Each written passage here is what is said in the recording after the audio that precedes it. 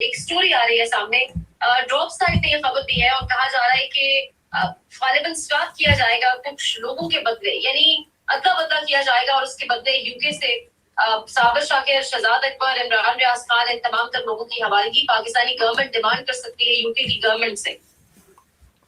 اچھا، یہ ایک اور ذریعے سے بھی ہمیں یہ خبر موصول ہوئی تھی اور اس پہ ایک ٹیلی گراف کی سٹوری بھی ہے اسی نوعیت کی، اور مرتضی علی شاہ نے کی ہے، اور اس میں مزید تفصیلات اس میں آ رہی ہیں، لیکن ہمارے پاس اطلاعات ہیں کہ ایسا کچھ کیا جا رہا ہے نہیں، بلکہ کیا جا چکا ہے۔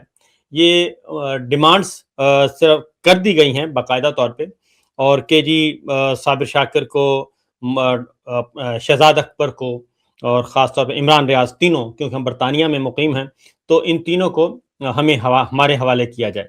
اصل میں یہ ایک اور کیس ہے، اس کو بھجوانا چاہ رہی ہے برٹش گورنمنٹ کہ آپ ان کو لے لیں اور یہ ہمارے کام کے نہیں ہیں، لیکن اس میں یہ شرائط رکھ رہے ہیں کہ جناب پھر ہمیں یہ بھی دے دیں۔ اصل پرابلم یہ نہیں ہے، وہ تو خیر یہاں کے جو قوانین ہیں اس کے اکارڈنگلی دیکھا جائے گا، اور اگر برطانوی گورنمنٹ مطمئن ہوگی تو یقیناً، لیکن اصل چیز کیا ہے کہ کیا وہاں پہ پاکستان میں جو صورتحال ہے کیا ایسی ہے کہ کسی ایسے، کیونکہ شہزاد اکبر صاحب پہ معاملہ کہاں سے کھلا تھا میں آپ کو بتا دوں۔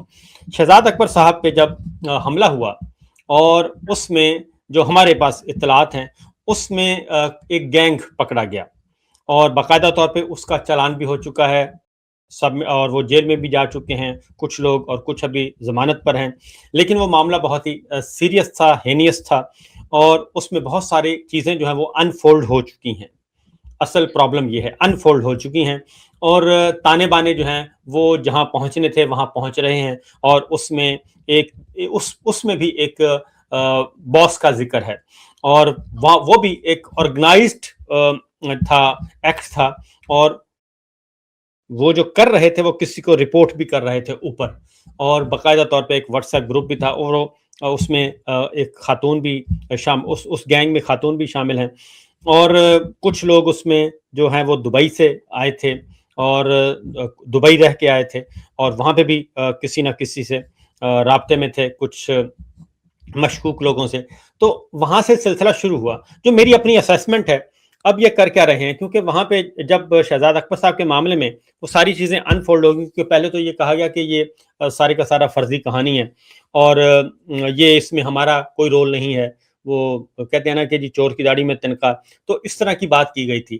لیکن جب چیزیں ہو گئیں اور اس کو انفولڈ بھی ہو گیا اور چلان بھی ہو گیا، جیل میں بھی چلے گئے، اب شہزاد اکبر صاحب کو تو سیکورٹی پرووائڈ کی گئی ہے، اور اس وقت انہوں نے پھر یہ سوچا ہوگا، کیونکہ ہیں تو شاطر لوگ، اس وقت انہوں نے سوچا ہوگا کہ کیوں نہ یہ معاملہ، چونکہ اس میں ہو سکتا ہے کہ جو ہمارے ساتھ، یعنی کہ پاکستان کے ساتھ، یا ابھی تک چیزیں باہر نہیں آئیں، ریکارڈ پہ نہیں لائی گئیں، کیونکہ وہ صرف شہزاد اکبر صاحب کی حد تک چلان سبمٹ کیا گیا ہے، اور یہاں کی جو ہے پولیس اور ان کی انویسٹیگیشن ایجنسیز جو ہیں انہوں نے صرف شہزاد اکبر صاحب تک کے معاملے کو محدود رکھا، باقی چیزیں ہڈن ہیں ابھی تک۔ اور اگر اس میں یہ بھی ہو جاتا ہے کہ مجھے بھی خطرہ تھا، عمران ریاض کو بھی خطرہ تھا، اور پھر اس صورت میں انہوں نے پری ایمپٹیو ایک ایکٹ کیا ہے، پری ایمپٹیو موو کی ہے، کہ ہم اس سے بچنے کے لیے ہم کہیں گے جناب یہ ہمیں مطلوب ہیں، یہ ہمارے یہ کر رہے ہیں، اور ہمیں جو مجھے خاص طور پہ جو سزا سنائی ہے، مجھے بھی اور ڈاکٹر معید کو بھی اور وجاہت کو بھی 85 سال مجھے سزا سنائی ہے، وہ بھی شاید اسی سلسلے کی ایک کڑی تھی، پہلے سے ایک مائنڈ میں رکھا ہوا تھا کہ ہم نے کیا کرنا ہے۔ تو معاملہ یہ نہیں ہے کہ میں تو ابھی بھی آنے کے لیے تیار ہوں، آفر کر رہا ہوں اسی پروگرام کے ذریعے، مجھے field marshal general Asim Munir صاحب جو ہیں وہ انڈر ٹیکنگ دے دیں کہ میری جان، مال، آبرو بالکل محفوظ رہے گی، اور مجھے قانون کے مطابق ڈیل کیا جائے گا۔ یہاں انٹرنیشنل گارنٹی دے دیں، ادھر آئیں، اور شہباز شریف صاحب گارنٹی دے دیں، محسن نقوی صاحب گارنٹی دے دیں، جو کہ وزیر داخلہ ہیں اس وقت، ڈیفیکٹو وزیر خارجہ ہیں، ڈیفیکٹو حکمران ہیں، وہ آئیں ادھر برٹش گورنمنٹ کو انڈر ٹیکنگ دیں اور یہاں پہ گارنٹی دے کے جائیں۔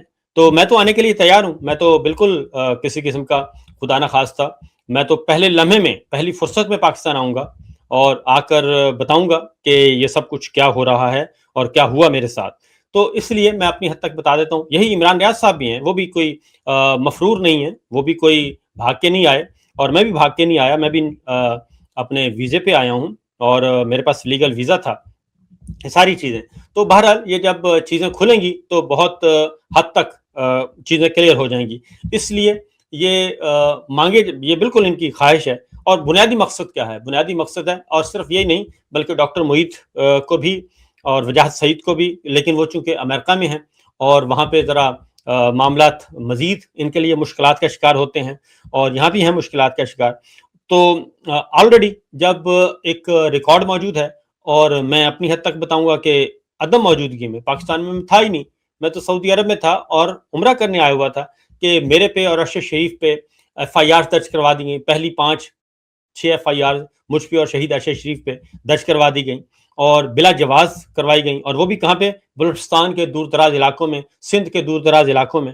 اور وہیں سے ان کی بدنیتی جو ہے وہ ظاہر ہو گئی تھی, اور شہید ارشد شریف جو ہیں وہ دنیا میں نہیں رہے اور ان کو قتل کر دیا گیا, اور پتہ بھی چل گیا کہ وہ جو ساری کہانی, سرکاری کہانی, وہ جھوٹی ثابت ہوئی, اور کینیا کی بھی اور پاکستان کی بھی, دونوں کی کہانی جو ہے حکمرانوں کی کہانی جھوٹی ثابت ہوئی. تو وہ چیزیں آ چکی ہیں. شہید ارشد شریف جو ہیں وہ اللہ کو پیارے ہو گئے ہیں, اور میں اس FIR کا اگلا جو نامینی ہوں وہ میں موجود ہوں. سمیع ابراہیم صاحب ایک اور نامینی تھے, وہ جیل بھگت کے آ چکے ہیں, مقدمات بھگت رہے ہیں ادھر. یہ ساری کی ساری صورتحال ہے, اور اس میں جو FFT کی رپورٹ ہے اس میں بھی یہ ساری ڈیٹیلز موجود ہیں. تو اس لیے جناب مجھے تو کوئی فکر نہیں ہے, میں تو چیلنج کر رہا ہوں کہ آئیں اور آ کے ادھر گارنٹیز دیں, اور میں خود اپنے ٹکٹ پہ, اپنے پیسوں پہ پاکستان پہنچوں گا. سر اللہ آپ سب کی اور آپ لوگ کی فیملیز کی حفاظت کرے. بلوچستان کی سچویشن آپ کے سامنے ہے. ایک اسٹیٹمنٹ ہے سر, ایک ٹیگ لائن ہے جو ہم سنتے ہیں, ہمارے پاس ایک ہی آگے سے آپ کے ایک ہی بات سنائی جاتی ہے, بھارت ملوث ہے. آزاد کشمیر میں جو ہو رہا ہے بھارت ملوث ہے, بلوچستان میں بھارت ملوث ہے, بھارت اتنا طاقتور ہو گیا ہے, ہم کیوں بیٹھے منہ دیکھ رہے ہیں, بھارت ملوث ہے, ہمارے جوان فورسز کے لوگ روز شہید ہو رہے ہیں. کوئی اسٹریٹجی نہیں ہے ہمارے پاس. ہمارے پاس اسٹریٹجی ہے نہیں, ہماری پرائورٹیز نہیں ہے. اصل مسئلہ یہی ہے کہ جو ہم پچھلی بات کر رہے تھے, یہ پرائورٹیز ہماری یہ نہیں ہے. ہمیں تو جو ملک کو نقصان پہنچا رہے ہیں, ملک کو دشمن ہیں, جن کے بارے میں ہر روز کہا جاتا ہے کہ جناب یہ بھارت کروا رہا ہے, بھارت کی سرزمین استعمال ہو رہی ہے, افغانستان کی سرزمین استعمال ہو رہی ہے, تو ساری توجہ تو ادھر دینی چاہیے, لیکن توجہ اس طرف تو نہیں دی جا رہی. اور بلوچستان کے معاملات ہوں, کشمیر کے معاملات ہوں, جو بھی معاملہ ہو وہ کہتے ہیں جی بھارت ہیں. بھئی دشمن نے تو کرنا ہے, وہ تو نہیں باز آئے گا, اس کا تو کام ہی یہ ہے. کوئی بھی دشمن ہو وہ تو دشمن کے ساتھ یہی سلوک کرتا ہے. لیکن سوال یہ پیدا ہوتا ہے کہ ہم کیا کر رہے ہیں, ہمارے ادارے کیا کر رہے ہیں, ہماری فورسز کیا کر رہی ہیں, ہماری حکومت کیا کر رہی ہے. اس وقت بھی آپ دیکھیں کہ بلوچستان میں آگ لگی ہوئی ہے, اور جو ہمارے پارٹ ٹائم وزیر داخلہ ہیں وہ اس وقت اہم مشن میں ہیں. وہ کبھی امریکہ میں نظر آئیں گے, کبھی چائنا میں نظر آئیں گے, کبھی کہیں نظر آئیں گے. وہ بنگلہ دیش کے ساتھ ایگریمنٹ کر رہے ہیں. تو وہ FC ان کے کنٹرول میں ہے, رینجرز ان کے کنٹرول میں ہے, یہ سب کچھ انہیں کے کنٹرول میں ہے. تو ہونا تو ان کو وہاں چاہیے تھا, لیکن اصل پرابلم یہ ہے کہ ایک ہائیبرڈ نظام, پھر ہائیبرڈ پلس نظام, پھر اس کو سپر مارشل لا کہا جاتا ہے, اور اس پہ فخر محسوس کرتے ہیں یہ لوگ کہ جناب یہ بہت ہی اچھا کام کر رہے ہیں, ہم نے دیکھے کس طریقے سے ہم نے سب کو کنٹرول کر لیا ہے. تو پاکستان میں, پاکستان کے کونے کونے میں یہ انریسٹ پیدا ہو رہا ہے. بلوچستان کی صورت میں آپ کو بتاؤں کہ ہمارے جو اس کا تو 1% بھی رپورٹ نہیں ہو رہا, نہ بلوچستان کا اور نہ کشمیر کا. اور کشمیر جو کہ بالکل پیسفل خطہ تھا ہمارا, کسی قسم کی کوئی انسرجنسی نہیں تھی, کچھ نہیں تھا, اور وہاں کے عوام ہی پاکستان کے ایمبیسڈر تھے.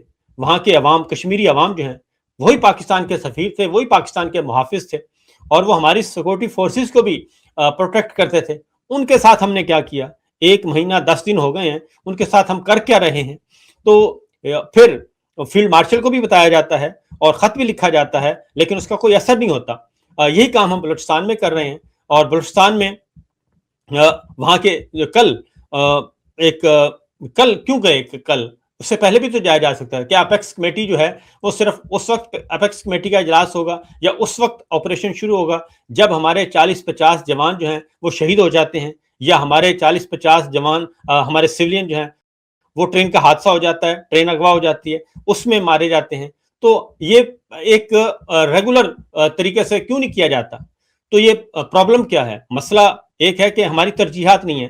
ترجیحات ہماری ہیں کہ ہم نے اپوزیشن کو, پولیٹیکل پارٹیز کو کرش کیسے کرنا ہے, ہم نے میڈیا کو کرش کیسے کرنا ہے, ہم نے عدلیہ کو کیسے کرش کرنا ہے, تاکہ ہمارا اقتدار, اختیار اور عہدے جو ہیں وہ سلامت رہے, اور ہمارا جو نظام حکومت ہے ایک فیک قسم کا وہ مسلط رہے. اصل پرابلم یہ ہے. سر یہ ساری سچویشن تو آپ نے بتائی ہے, آپ نے جس کا ذکر بھی کیا. اچھا, شہباز شریف صاحب بلوچستان گئے ہیں, وہ ایک APC کر آ کے واپس آ گئے ہیں. وہاں پر جو لوگ لواحقین سڑکوں پر موجود ہیں, شہدا کے, ان کے سر پر ہاتھ نہیں رکھا, کوئی دلاسا نہیں دیا, آخر ان کو کون, ان کی دادرسی کون کرے گا؟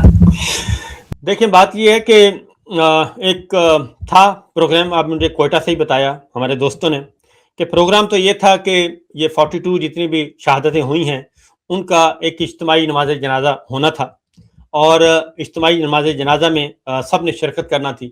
لیکن ہاسپٹل میں صورتحال کشیدہ ہو گئی, اور وہاں سے 21 لاشیں, اور یہ تمام میڈیا نے رپورٹ کیا ہے, 21 لاشیں شہداء کی وہ لے کے چلے گئے اور انہوں نے احتجاج کیا.